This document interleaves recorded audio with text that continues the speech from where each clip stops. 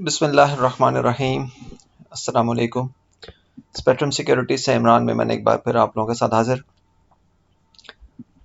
बहुत कम होता है कि मैं कोई वीडियो सेशन कंडक्ट करता हूँ। यूजुअली मैं अपने ट्विटर फॉलोअर्स को और जो मेरे प्रीमियम क्लाइंट्स हैं उनको व्हाट्सएप पे ही चीज़ें अपडेट कर दिया करता हूँ और वॉइस नोट भी शेयर कर लिया करता हूँ। लेकिन कभी कभार ज़रूरत पड़ती है कि मैं चीज़ों को थोड़ा सा डीपली एक्सप्लेन करूं, थोड़ी सी डिमांड भी आती है ये, तो वो मैं फिर वीडियो सेशन कंडक्ट कर लिया करता हूं। नॉर्मली आपने देखा होगा मार्केट में बहुत सारे लोग हैं जो बड़े फ्रीक्वेंटली अपने वीडियो सेशंस कंडक्ट कर रहे होते हैं, कुछ तो डेली बेसिस पे कर रहे होते हैं, बट मुझे थोड़ा सा अच्छा नहीं लगता कि मैं डेली चीज़ों को रिपीटेडली अपडेट किया करूं। इसलिए जब ज़रूरत पड़ती है, जब मुझे ऐसा फील होता है कि अब ज़रूरत है, तो मैं वो चीज़ें कंडक्ट कर लेता हूं। आज 7 मई है। मई का हमने इफ़ेक्टिवली पहला सेशन कल देखा था, जो कि हफ्ते का एक ही दिन था हमारे पर ट्रेडिंग का, और उसमें मार्केट ने कोई 400 पॉइंट लूज़ किए। और ज़रूरत थी इस बात की कि मैं थोड़ा सा रिकैप भी करूं चीज़ों को, जब मार्केट में एक एक्साइटमेंट थी, और अब चीज़ें किस तरह से एक्सपेक्टेड है उनको भी थोड़ा सा गाइड करूं। शुरू करते हैं आज का सेशन। सबसे पहले तो मैं ये रिकैप कर दूं आप लोगों के साथ। जब अप्रैल के महीने में हमने 1700 पॉइंट्स का एक इंट्राडे गेन देखा था, the biggest gain of all times, और उसके बाद फिर हमने वीकली टर्म्स पे भी कोई 2157 पॉइंट्स का गेन देखा था उसी हफ्ते में, जो कि ज़ाहिर है एक 2021 जून के बाद एक अच्छा वीकली क्लोजिंग था। और वॉल्यूम्स की अगर बात करें तो वॉल्यूम्स भी बड़े बेहतर हुए थे। लेकिन साथ साथ मैं एक बात को बार बार पॉइंट आउट कर रहा था, जो कि शायद बहुत सारे लोग जो कि चीज़ों को सिर्फ स्क्रीन को देख के फॉलो कर रहे होते हैं, या इस तरह से फॉलो कर रहे होते हैं कि न्यूज़ क्या आ गई, इवेंट क्या आ गया, बाकी इंडिकेटर्स क्या शो कर रहे हैं, तो उसमें फिर लोग उसको देख के दो तरह की होप्स बनाना शुरू हो जाते हैं। एक वो होप के उन्होंने जो ऑलरेडी बाइंग की हुई है वो अच्छे रेट्स में उनको उसका रिटर्न मिल जाएगा। दूसरा एक जो होप होती है वो ये होती है कि जो पिछली बाइंग उनकी थी, जो जो बहुत ऊपर के रेट की ली हुई थी, शायद वो रेट दोबारा आ जाए। अनफॉर्चुनेटली हिस्टोरिकली हमने देखा है कि ये दोनों जो माइंडसेट्स हैं वो बहुत बड़े डिसअपॉइंटमेंट का शिकार होते हैं। इसी चीज़ को मैंने पॉइंट आउट किया था जो 16 अप्रैल को रिपोर्ट बनाई थी। ये ट्विटर का उस रिपोर्ट का लिंक है, आप बिल्कुल देख लीजिए। कोई हवाई बात नहीं है, कोई हवाई फायर नहीं है, कोई कोई बड़ी बड़ी बात नहीं है कि हमने ये कहा था तो हो गया। आप ये खुद देख सकते हैं कि होने से पहले आप लोगों को इंडिकेट किया था। ज़रूरी नहीं है कि वो चीज़ मैं हमेशा ये क्लेम करता हूँ कि ऐसा नहीं है कि मेरी हर बात या मेरी हर जो जो गाइडलाइन है वो एक्यूरेटली साबित हो, लेकिन एटलीस्ट मैं अपने आप को उन लोगों में शुमार नहीं करता जो इवेंट्स को देख के कह रहे होते हैं कि बस अब मार्केट तो आपके हाथ में आएगी नहीं, अब यहाँ से आप जो है ना वो सिर्फ तेज़ी के ध्यान बनाएं। और फिर जब चीज़ें रिवर्स होना शुरू होती हैं तो कहते हैं कि भाई अब तो हमने मतलब अब अपने आप को समेट लें आप लोग, क्योंकि मार्केट अब सही नहीं है। तो क्या फ़ायदा भाई ऐसा, जब मार्केट 2000 पॉइंट प्लस हो जाए उसके बाद आप उसको बोलें कि किसी को बोलें कि बाय कर लो, और जब मार्केट 4000 पॉइंट गिर जाए तो बोलें कि यार अब मार्केट से हट जाओ।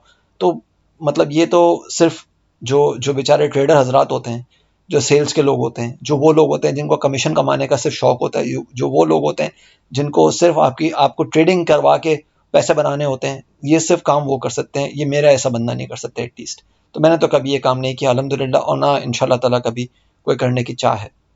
मौके बहुत सारे मिलते हैं हर एक को, मुझे भी बहुत सारी अपॉर्चुनिटीज़ लोग ऑफ़र कर रहे होते हैं कि हमारे साथ आप ट्रेडिंग पोर्टफोलियो शेयर कर लें, हमारे साथ आप ट्रेडिंग रिटर्न्स को शेयर कर लें, हमारी आप पोर्टफोलियो मैनेज कर लें, उसकी आप फ़ी ले लें। मैं कहता हूँ कि नहीं भाई, ये काम मैंने अपने 27 सालों में नहीं किया, तो अब बुढ़ापे में क्या करूँगा। तो ये मेरा हमेशा से एक रूल रहा है कि मैं क्लीन और क्लियर पिक्चर ड्रॉ करने की कोशिश कर रहा होता हूँ, आप लोगों को एक क्लियर व्यू देने की कोशिश कर रहा होता हूँ। उसमें अमल दखल ज़ाहिर है हमारी किस्मत का भी है, उसमें अमल दखल डेस्टिनी का भी है, उसमें अमल दखल जो है वो आपके रिस्क मैनेजमेंट का भी है कि आप कितना क्लियरली, कितना इफेक्टिवली अपना रिस्क मैनेज करके चल रहे होते हैं। कुछ लोग होते हैं जिनको पाइनियर सीमेंट शायद 100 पे भी बड़ा सस्ता लग रहा था, लेकिन अब आज 60 पे 62 पे ट्रेड कर रहा है, तो उनको जो है ना वो समझ नहीं आ रहा। इसी तरह से टीआरजी लोगों को 180 पे नजर आता था कि वो 300 रुपये हो जाएगा, आज वो सिर्फ 80 रुपये पे ट्रेड कर रहा है, तो वो भी एक फैक्ट है। तो ये चीज़ें समझने की ज़रूरत है। जो लोग समझ जाते हैं, जो लोग उस पर अमल कर लेते हैं, वो मार्केट को कभी गाली नहीं देते, मार्केट से कभी डिसअपॉइंट होकर नहीं निकलते। लेकिन जो लोग नहीं समझते, अनफॉर्चुनेटली 90% जो इस मार्केट में ट्रेडर हजरात हैं, वो इस चीज़ को नहीं समझते, और वो एंड में यही कह रहे होते हैं कि हमने तो आज तक मार्केट से कभी पैसा लेके नहीं निकले, हम तो आज तक कभी चेक लेके नहीं निकले, हमने तो आज तक से पैसा दिया ही है मार्केट को। तो ये फिर वो उनका अपना माइंडसेट है। अप्रैल की 16 तारीख को जो 18 और 22 अप्रैल के बीच का हफ्ता था, उसके लिए जो आप लोगों को एक व्यू शेयर किया था, उसमें बताया था कि 46,980 से 47,520 की जो रेंज है, वो सिर्फ और सिर्फ हफ्ते का नहीं बल्कि महीने का टॉप साबित हो सकती है। और जिस तरह से हम प्राइस एक्शन और वॉल्यूम्स को देख रहे हैं, ये नज़र आ रहा है कि डिस्ट्रीब्यूशन ऑन हाइज हो रहा है, और ये चीज़ जो है वो pump and dump action trigger कर सकती है। इसलिए अपने आप को आप बचा के चलें।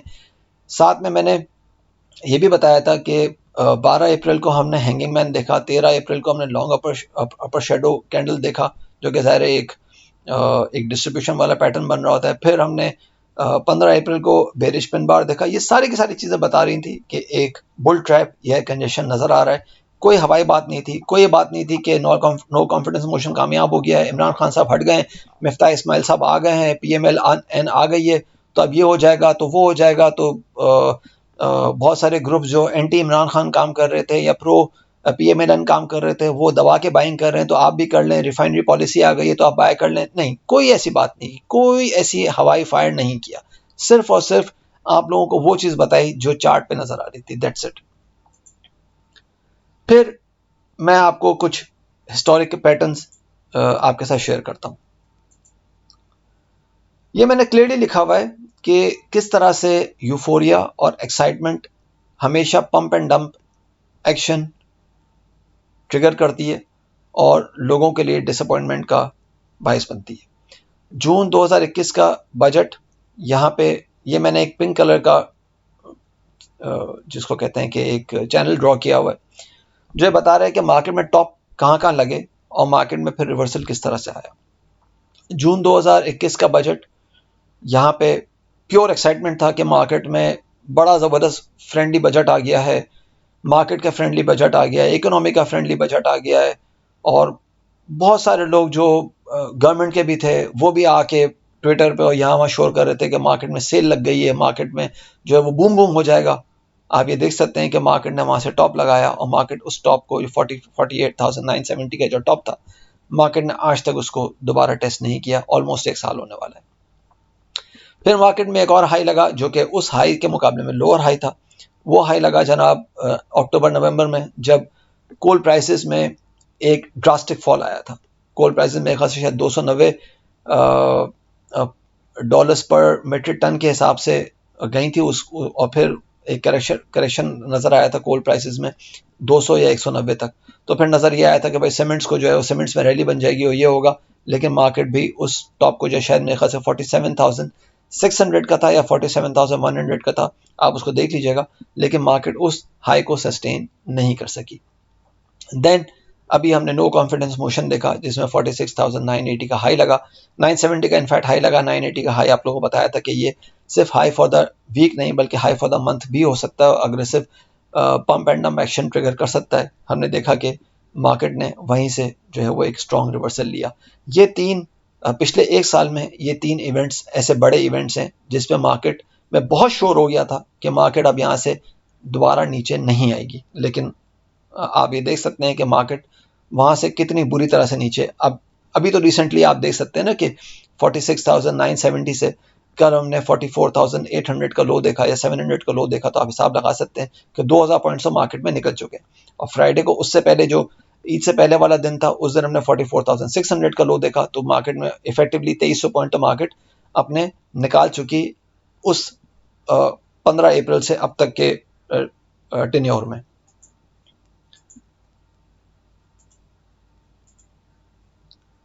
अब जनाब अगली स्लाइड में उसी जो मैंने pump and dump action trigger होता हुआ बताया था, उसको थोड़ा सा मैंने क्लोजअप करके बताया है।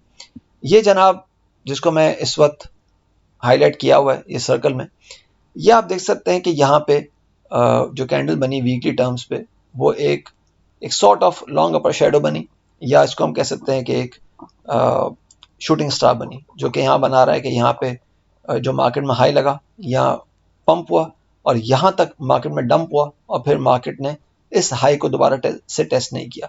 सेम कोल प्राइसेस वाला हाई जो लगा मार्केट में, यहाँ तक एक पंप हुआ और फिर यहाँ तक डंप होने के बाद मार्केट ने इस हाई को दोबारा कभी टेस्ट नहीं किया। फिर आप देख सकते हैं कि मार्केट में ये जो नो कॉन्फिडेंस मोशन वाला जो एक इवेंट आया था, उसका मार्केट यहाँ तक गई, पंप हुआ, डंप हुआ और मार्केट ने इस हाई को दोबारा से कभी टेस्ट नहीं किया। तो ये तो मैंने बता दिया कि हिस्टोरिकली मार्केट में पंप एंड डंप एक्शन किस तरह से होता रहा, और ये सारे के सारे एग्जांपल्स जो हैं वो आपको नजर आ रही हैं कि यहाँ पे एग्रेसिव पंप एंड डंप हुआ है। अब आगे क्या है, इस ट्रेंड लाइन को या इस चैनल को अगर फॉलो किया जाए तो यहाँ पे एक जो इमीडिएट सपोर्ट आती है यहाँ से, जो 42,800 का मार्च में जो लो लगे थे, उसके बाद मार्केट जो एक हमेशा ऊपर आती रही है, और मार्केट में जो लो लगते रहे वो पिछले लो के मुकाबले में ऊपर लगते रहे। यानी कि यहाँ 42,800 का लो था, फिर यहाँ 43,800 का लो था, और फिर यहाँ 44,600 का लो था। तो अगर इस लेवल को देखा जाए तो ये इमीडिएट सपोर्ट शो कर रहा है, ये रेड लाइन जो है वो इमीडिएट सपोर्ट शो कर रही है, और ये बता रही है कि 44,600 से 44,100 के बीच एक सपोर्ट नजर आ सकती है, जहां पे कुछ हेल्दी बाइंग भी हो सकती है और यहाँ पे अग्रेसिव शॉर्ट कवरिंग भी हो सकती है। लेकिन इस हेल्दी बाइंग और इस शॉर्ट कवरिंग को देखते हुए आपने बैग नहीं फिल करने, आपने ये नहीं समझना कि बस यहाँ से मार्केट तो ऊपर ही है, ये नहीं सोचना। आपने सिर्फ ये करना है कि अगर आपने बाइंग करनी है तो स्टॉप लॉस क्या होना चाहिए ये जहन में रखना है, क्योंकि स्टॉप लॉस के बगैर तो आप काम कर ही नहीं सकते। अगर आप स्टॉप लॉस के बगैर काम करते हैं तो बेचारे आप फिर एक लॉन्ग टर्म इन्वेस्टर बन के रह जाते हैं, जो मार्केट से कभी भी एग्जिट नहीं ले सकता, ना मंदी में ना तेजी में। क्योंकि लॉन्ग टर्म इन्वेस्टर ये कह रहा होता है कि भाई मैं तो लॉन्ग टर्म इन्वेस्टर हूं, मैं मंदी में कैसे एग्जिट ले लूं, मुझे तो नुकसान हो रहा है। और जब मार्केट ऊपर आ रही होती है तो ये कह रहा होता है कि मार्केट तो ऊपर आ रही है, मुझे तो नफा हो रहा है, मैं क्यों एग्जिट लूं भाई। तो जो लॉन्ग टर्म इन्वेस्टर होता है उससे वो फिर मार्केट उसका कभी साथ नहीं छोड़ती, और वो मार्केट का कभी पीछा नहीं छोड़ता, और वो सिर्फ और सिर्फ एक लॉजिक पे स्टक अप होकर रह जाता है कि मेरा मिसाल है, मेरा टीआरजी 150 रुपए का लिया हुआ था, वो जब 150 रुपए से ऊपर आएगा तो मैं बेचूंगा। टीआरजी जब 180 भी हो जाता है तो कहता है मैं तो 150 का लिया हुआ है भाई, मुझे तो खाली 30 रुपए का गेन हो रहा है, मैं क्यों एग्जिट लूं, मैं तो यहाँ से 100 रुपए की लॉस भी देख लिया है, तो जब 100 रुपए का लॉस देख लिया तो मैं 30 रुपए का गेन में क्यों बेचूं। वो बेचारा इसी लॉजिक में ही खत्म हो जाता है, लेकिन मार्केट से कभी पैसा नहीं बना सकता। तो इसलिए stop loss is a must, ये बड़ा जरूरी है। बहुत सारे लोग ये कह रहे होते हैं कि बस मार्केट तो यहाँ से अब मार्केट तो पलटेगी नहीं यहाँ से, लेकिन हिस्ट्री आपको बता रही है कि मार्केट ने हमेशा ऐसे लोगों को बहुत बुरी तरह से चोट पहुंचाई है।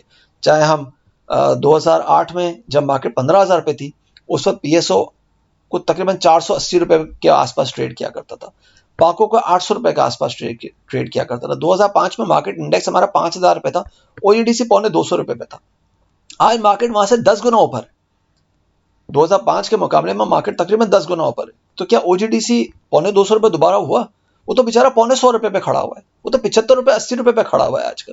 तो क्या हो गया, वो आप उसका डिविडेंड में निकाल दें तो भी क्या हुआ, मतलब यू कैन इमेजिन कि आपको वैल्यू फॉर मनी कहां गया, कहीं भी नहीं गया ना। तो ट्राई टू अंडरस्टैंड दैट। अगर ये 44,100 का लेवल टूटता है तो ये जो ट्रेंड लाइन मैंने ड्रॉ की हुई है मार्च 2020 से अब तक की जो राइजिंग ट्रेंड लाइन है, ये जनाब बता रही है कि मार्केट में हमेशा ये 42,800 42,700 पे जो है वो मार्केट ने एक अच्छी सपोर्ट ली है। अब ये सपोर्ट जो है वो उठ के 43,700 पे खड़ी हो गई है। तो इसलिए आपका आइडियल स्टॉप लॉस जो है वो 43,700 होना चाहिए, क्योंकि यहां से अगर मार्केट टूटेगी, खुदा ना खासा अगर यहाँ से ये ट्रेंड लाइन अगर ब्रेक होती है, ये ट्रेंड लाइन ब्रेक होते हुए हमने नेस्डैक में देखी है। हमने लास्ट थर्सडे नेस्डैक को वैसे तो फ्राइडे को 42,600 के आसपास, सॉरी 12,600 के आसपास नेस्डैक ने क्लोज किया। इसकी जो ट्रेंड लाइन सपोर्ट थी वो 12,800 पे लाई कर रही थी। मैंने थर्सडे को जो मेरे इंटरनेशनल मार्केट के फॉलोअर्स हैं उनको मैंने मैसेज भेजा था कि आपकी अगर बाइंग है या आपने अगर बाइंग करनी है, ये सोच के कि मैं ट्रेंड लाइन सपोर्ट को बेस बनाते हुए काम करूं, तो your stop loss should be at 12,700, क्योंकि वहां से अगर वो टूटा तो फिर हर सपोर्ट जो वो तकरीबन 800,000 पॉइंट के आसपास नजर आएगी। इसी तरह से सिल्वर का मैंने बताया था कि सिल्वर की जो ट्रेंड लाइन सपोर्ट है वो $23.70 पे लाई कर रही है। अगर ये टूटता है तो यहाँ से सिल्वर फिर एक फ्री फॉल का शिकार हो जाएगा। और फिर हमने देखा कि सिल्वर ने उसके बाद किस तरह से आप ये देख सकते हैं कि सिल्वर किस तरह से फिर एक अग्रेसिव फॉल का शिकार होता रहा है। तो इसलिए ये ट्रेंड लाइन सपोर्ट 43,700 पे लाई कर रही है। इस ट्रेंड लाइन सपोर्ट को आप स्टॉप लॉस के तौर पर जरूर ट्रीट कर सकते हैं, लेकिन अगर खुदा ना खासा ट्रेंड लाइन सपोर्ट टूटती है तो जो नेक्स्ट इमीडिएट सपोर्ट होगी वो 42,500 700 वाली होगी, जो ये इस लाइन की हॉरिजॉन्टल सपोर्ट बन रही है, यानी कि वहां से 1000 पॉइंट नीचे। और फिर ये सपोर्ट भी अगर टूटती है तो 41,900 तक या 40,800 तक मार्केट को गिरता हुआ देख सकेंगे, जहां पे ये पिंक चैनल जो है वो अपना ड्रॉपिंग जो डिसेंडिंग चैनल है वो कंप्लीट होता हुआ नजर आएगा। तो इसलिए बहुत कॉशियस होकर काम करें। देखिए मार्केट, मैं बार बार ये आपसे अर्ज कर रहा हूँ, अप्रैल में बताया था, उससे पहले ये बताया था कि मार्केट जब अपने टॉप लगा रही होती है, खासतौर पर वॉल्यूम के साथ टॉप लगा रही होती है, तो आप ये समझ जाएं कि मार्केट में सेलिंग प्रेशर ट्रिगर हो रहा है। लेकिन अगर मार्केट में लो साइड पे वॉल्यूम अगर आए ना, तो ये इंडिकेट हो रहा होता है कि मार्केट में बाइंग हुई है। ये चीज हमने लास्ट थर्सडे देखी थी जो ईद से एक दिन पहले था, लेकिन अनफॉर्चुनेटली ये चीज हमने फ्राइडे को नहीं देखी। अगर अगले हफ्ते में लोस पे वॉल्यूम निकलते हैं, और वॉल्यूम निकलने का मतलब ये है कि from KC 100 index we need at least 150 million volume per day at lows, यानी कि 44,600, 44,200, 44,100 के आसपास मार्केट में वॉल्यूम निकले 150 मिलियन। KC 100 की बात कर रहा हूं मैं, ऑल शेयर की बात नहीं कर रहा। वहां पे 150 मिलियन के ऊपर वॉल्यूम निकले तो आप ये समझ जाएं कि यहां पे अब एक्यूमुलेशन स्टार्ट हो रही है, और आप बिस्मिल्लाह पढ़ के 43,700 या 600 का स्टॉप रख के बाइंग शुरू कर दें। लेकिन अगर वॉल्यूम नहीं निकल रहे तो आप ये समझ जाएं कि भाई मार्केट में अभी नए ब्रेकडाउन जो है वो स्टार्ट हो सकते हैं। तो बड़ा कॉशियस होकर काम करना पड़ेगा, बहुत डिफिकल्ट फेज होगा। और साथ में ये नहीं सोचना आपने कि अगर मैं सारे के सारे स्टॉक्स अगर नेगेटिव हैं तो मैं उनमें जो है वो शॉर्ट करना शुरू कर दूं। ऐसा नहीं करना, आपको स्टॉक वाइज भी थोड़ा सा डिसाइड होकर करना पड़ेगा काम, कि वो ज़ाहिर है मैं अपने प्रीमियम क्लाइंट्स के साथ ही चीज़ें शेयर कर रहा होता हूँ कि आपने किस तरह से अपनी चीज़ों को जो है वो लेके चलना है। लेकिन आपने ये ज़रूर देखना है कि मैं किस तरह से अपने रिस्क को मैनेज करूं। इंडेक्स को अगर देख के आप फॉलो कर रहे हैं तो 43,700 should be your stop loss, और फिर वहां पे आप चीज़ों को देख के जो है वो काम कर सकते हैं। अपसाइड पे 45,300 से 45,600 जो है वो इस आने वाले हफ्ते में हम देख रहे हैं कि यहाँ पे शायद कुछ कंजेशन नजर आए। लेकिन अगर 45,900 से ऊपर चीज़ें रहती हैं तो फिर एक बुलिश रिवर्सल हम ट्रिगर होते हुए देख सकेंगे। ख्याल रखिएगा, अपनी राय से प्लीज़ ज़रूर आगाह कीजिएगा। इस वीडियो के बारे में प्लीज़ मुझे ज़रूर आगाह कीजिएगा कि इसमें आपका क्या व्यू है, किस तरह से इस वीडियो को देख के या मेरी पिछली वीडियोस को देख के आपने अपने ट्रेडिंग पैटर्न को या ट्रेडिंग स्टाइल को चेंज किया है, या उसमें नफ़ा हुआ है, नुकसान हुआ है, इसमें ज़रूर मुझे प्लीज़ गाइड कीजिएगा। थैंक यू जी, अल्लाह हाफिज़।